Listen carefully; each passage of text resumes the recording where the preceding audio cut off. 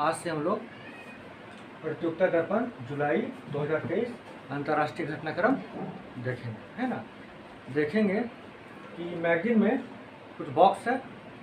Box में पहला box है शंघाई सहयोग संगठन के विदेश मंत्रियों की बैठक गोवा में संपन्न, है ना। तभी हाल में शंघाई सहयोग संगठन का बैठक गोवा में संपन्न हुआ है ना। गोवा में भी हुआ है और दिल्ली में भी हुआ है। तो गोवा में हुआ है विदेश मंत्रालय का मीटिंग और दिल्ली में हुआ है रक्षा मंत्रालय का मीटिंग, है ना। और ये संपन्न हुआ है, तो इसी के बारे में हम लोग थोड़ा चर्चा कर लेते हैं। परीक्षा की दृष्टि से महत्वपूर्ण है, देख लेते हैं इसको हम लोग। देखिए एससीओ है, दो जगह हुआ है, कंफ्यूज नहीं करना है। पहला है विदेश मंत्रालय का, विदेश मंत्रालय का मीटिंग हुआ। दूसरा कहाँ हुआ है? रक्षा मंत्रालय, ठीक है। विदेश मंत्रालय का जो मीटिंग हुआ है वो गोवा में हुआ, गोवा में संपन्न हुआ और ये दिल्ली में संपन्न हुआ। रक्षा मंत्री वाला दिल्ली में संपन्न हुआ। इस मीटिंग में, विदेश मंत्रालय के मीटिंग में जितने भी एससीओ के सदस्य देश हैं उन सभी का विदेश मंत्री भारत आए और मीटिंग आयोजन में शामिल हुए। तो कब हुआ था? ये हुआ 4 से 5 मई, 5 मई के बीच में हुआ था। और ये रक्षा मंत्रालय कब हुआ था? 28 अप्रैल को हुआ था। क्लियर? इतना तो कम से कम याद ही रखिएगा, ठीक है। तो ये इधर से रक्षा मंत्री से कौन रहेंगे हम लोग का? श्री कौन? रक्षा मंत्री कौन है? राजनाथ सिंह, श्री राजनाथ सिंह, है ना। और एस जयशंकर आपका विदेश मंत्री रहेंगे, ठीक है ना। ठीक है, इसमें कौन कौन देश शामिल हुआ? तो इसमें शामिल हुआ है, शामिल होने वाला देश है टोटल अगर देखिएगा तो आपका चीन है, चीन, रूस, भारत, पाकिस्तान, कजाकिस्तान, किर्गिस्तान,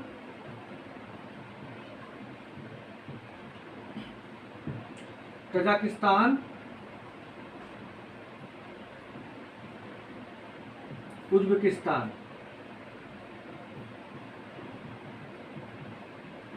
है ना। यानी 1 2 3 4 5 6 7 8। अभी ईरान भी शामिल हो गया, लेकिन इस मीटिंग में ईरान जो था, ईरान और बेलारूस पर्यवेक्षक के रूप में था। ये तो पर्यवेक्षक के रूप में कौन था?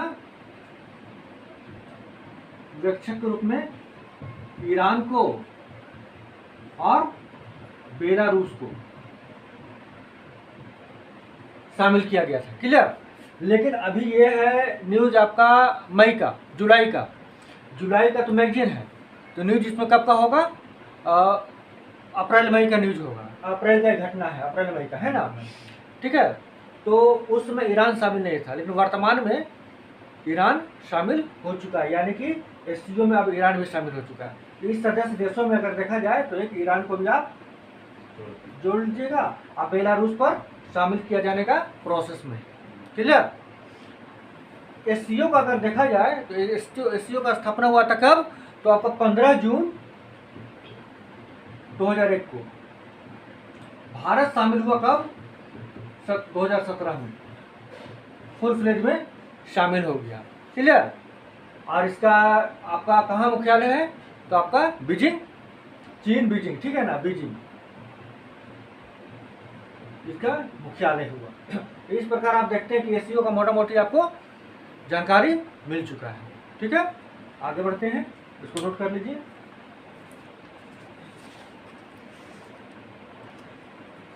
चलिए आगे बढ़ते हैं।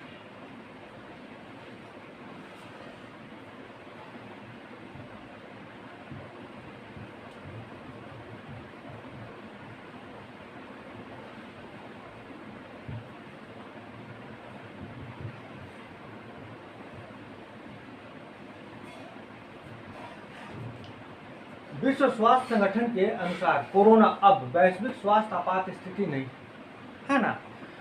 तो विश्व स्वास्थ्य संगठन जो WHO है, WHO ने घोषणा किया है कि कोरोना जो कि एक वैश्विक महामारी के रूप में था, वो वैश्विक आपात की स्थिति में अब नहीं है, यानी वैश्विक स्वास्थ्य आपात की स्थिति में अब नहीं है। लेकिन हाँ, इसका मतलब यह भी नहीं है कि कोरोना का खतरा टल चुका है। ये अभी भी वैश्विक आपका स्वास्थ्य के लिए हानिकारक है, वो चिंता का विषय है। अभी भी प्रिकॉशन लेके रहने का आवश्यकता है, लेकिन अब आपात स्थिति इसका नहीं रह गया है।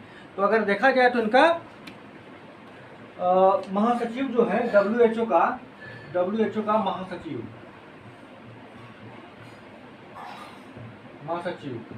है टेड्रोस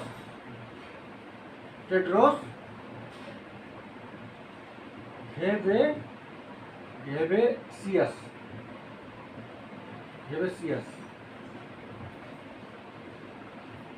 ठीक है ना, टेड्रोस घेब्रेयेसस है, ठीक है।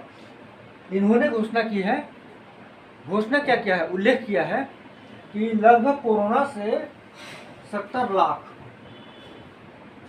का तो रिकॉर्ड मृत्यु हुआ है। रिकॉर्ड में मतलब इनका रिकॉर्ड में, लेकिन अगर देखा जाए तो लगभग 2 करोड़ से ऊपर मृत्यु हुआ। 2 करोड़ मतलब कि ऊपर मृत्यु हुआ, इसको उन्होंने स्वीकार किया है। यानी टेड्रोस घेब्रेयेसस जो है वो इस बात को स्वीकार करे कि लगभग 2 करोड़ से ऊपर का मृत्यु हुआ, लेकिन रिकॉर्ड में भी 70 लाख ही है। इस प्रकार देखते हैं कि अब ये महामारी स्वास्थ्य संगठन के अनुसार कोरोना अब वैश्विक स्वास्थ्य आपात की स्थिति में अब नहीं रहा, ठीक है ना, लेकिन अभी भी स्वास्थ्य के लिए चिंताजनक है। आगे बढ़ते हम लोग, ठीक है, इसको नोट कर लीजिए।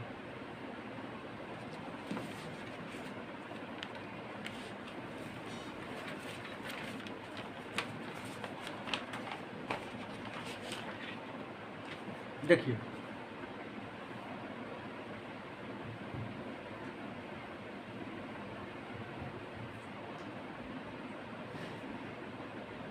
ब्रिटेन के सम्राट चार्ल्स तृतीय का औपचारिक राज अभिषेक धूमधाम से संपन्न। जैसा कि हमें पता है कि 2022 में ब्रिटेन के जो महारानी थी एलिजाबेथ द्वितीय, उनका निधन हो गया, है ना। उनका निधन के पश्चात उनका पुत्र कौन, चार्ल्स तृतीय को सम्राट के पद पर सुशोभित करना था, है ना, सम्राट के पद को प्राप्त करना था। तो घोषणा कर दिया गया था कि इनके मृत्यु के बाद सम्राट चार्ल्स तृतीय ही सम्राट होंगे। उस समय तो घोषणा कर दिया गया था, लेकिन राज तिलक का कार्यक्रम, जो कि ब्रिटेन का एक हजारों साल से परंपरा है कि राज तिलक होगा, वो कार्यक्रम हुआ 6 मई को 2023 को, ठीक है ना। कब हुआ है, तो 6 मई 2023 को 2023 को कहाँ, लंदन में हुआ।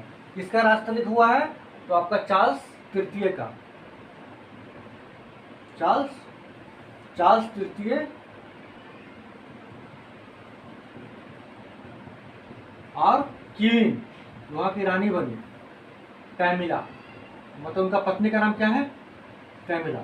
इनका राज तिलक हुआ सम्राट और साम्राज्ञी के रूप में, या राजा या रानी के रूप में, ठीक है ना, इनका राज तिलक हुआ। भारत की ओर से उपराष्ट्रपति श्री जगदीप धनखड़ गए अपनी पत्नी के साथ। भारत की ओर से उपराष्ट्रपति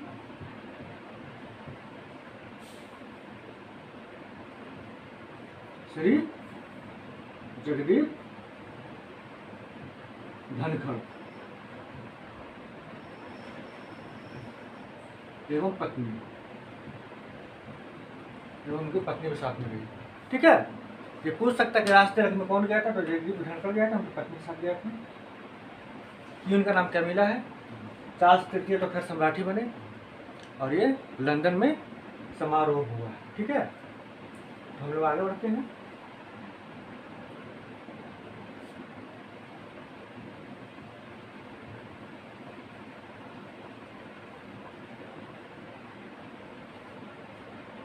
देखिए, विश्व प्रेस स्वतंत्रता सूचकांक, भारत का 180 देशों में 161वां स्थान। विश्व प्रेस स्वतंत्रता का सूचकांक में, है ना, टोटल अगर 180 देशों को देखा जाए तो भारत का स्थान कितना मिला है, 161वां स्थान प्राप्त किया, जो कि गंभीर स्थिति है, चिंताजनक स्थिति है।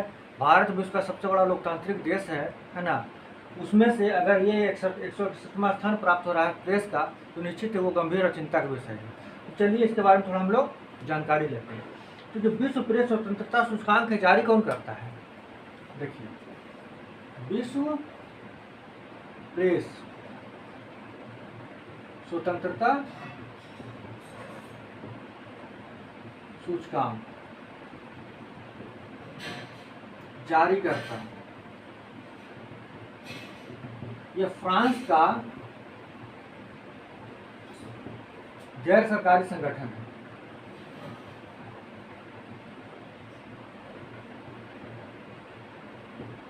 ठीक है, गैर सरकारी संगठन, सरकारी संगठन नहीं है।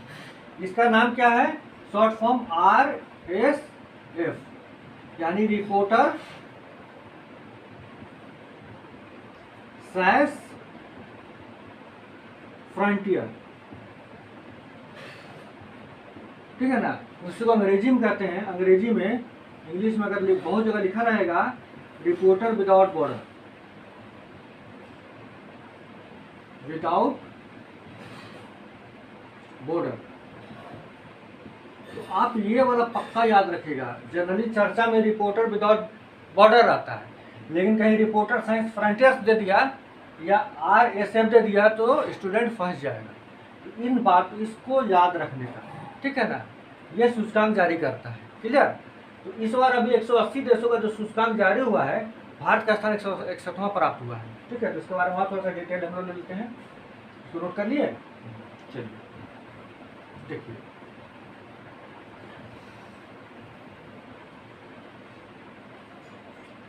नंबर 1 पर कौन है? नॉर्वे। ठीक है, नॉर्वे। भारत का स्थान तो आपको पता ही है, 161वां। टोटल कितना था? 180, पता ही है आपको, है ना। टोटल सबसे अंतिम यानी 180वां का बात कर रहा हूं, वो है आपका उत्तर कोरिया। वो है ना उत्तर कोरिया का जो तानाशाह है, जिम कोम युंग जो है, वो है उत्तर कोरिया। वहाँ क्या रहेगा? रिपोर्टर और प्रेस का उसको क्या मतलब? अंतिम स्थान पर उत्तर कोरिया है।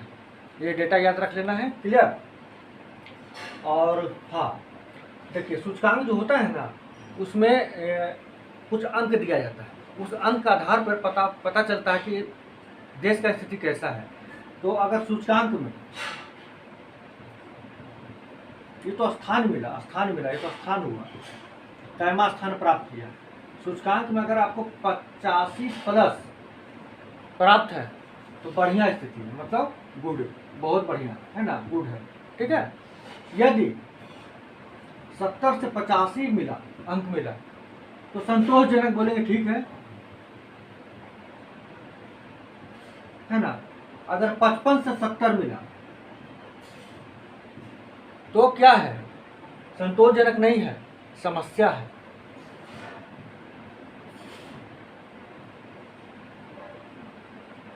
अगर 40 से 55 मिला तो मुश्किल स्थिति में है, मतलब उस देश का प्रेस का मुश्किल स्थिति में है।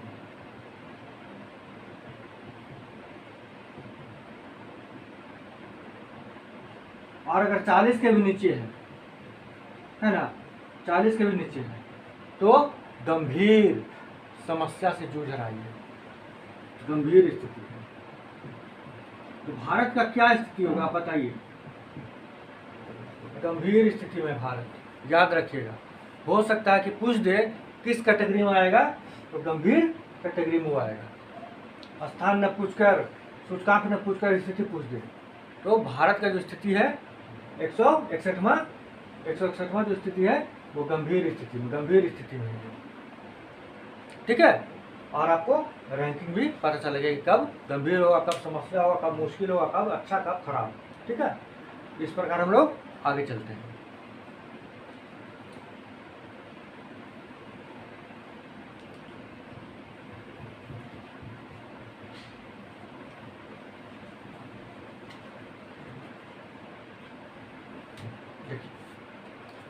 मालदीव को भारत ने एक तेज गश्ती जहाज व एक लैंडिंग आक्रमण जहाज सौंपा। ठीक है ना, तो अभी भारत क्या है कि भारत के जो रक्षा मंत्री हैं, है ना, श्री राजनाथ सिंह मालदीव की यात्रा पर गए। ये 1 से 3 मई के बीच में गए, 1 से 3 मई मालदीव की यात्रा, ठीक है, मालदीव की यात्रा पर गए। और इस यात्रा के क्रम में उन्होंने मालदीव को भारत की ओर से क्या दिया गया, एक तेज गश्ती जहाज दिया गया, एक तेज गश्ती जहाज दिया गया और एक लैंडिंग आक्रामक जहाज सौंपा गया, है ना। यानी 2 युद्धपोत सौंपे गए, एक युद्धपोत ये है, एक युद्धपोत ये है, उससे कुल 2 युद्धपोत सौंपे अपने तरफ से, भारत की तरफ से मालदीव को गिफ्ट किया गया, ठीक है। और जब अपना भाषण हुआ, संबोधन हुआ, तो श्री राजनाथ सिंह जी ने भारत का जो निर्यात के क्षेत्र में, यानी कि रक्षा उत्पादों का निर्यात के क्षेत्र में जो उभार हो रहा है, जो उत्थान हो रहा है, जो प्रगति हो रहा है, उसका उल्लेख किया, है ना। और मालदीव ने भी अपना संबोधन में भारत को इस कार्य के लिए सराहना किया, स्वागत किया, ठीक है ना। भारत ने अपना पड़ोसी प्रथम की जो नीति है, सागर नीति है, इसका भी उल्लेख किया कि हम जो विकास करेंगे, भारत जब विकास करेगा तो अपने पड़ोसियों के साथ विकास करना चाहता है, ना कि वो अकेले विकास करना चाहता है, ठीक है ना। और सागर नीति के तहत उल्लेख किया कि भारत सागर नीति को पालन करने के लिए, उसको आगे बढ़ाने के लिए प्रतिबद्ध है, ठीक है। तो आज के लिए बस इतना ही, हम लोग अगला क्लास में फिर मिलते हैं।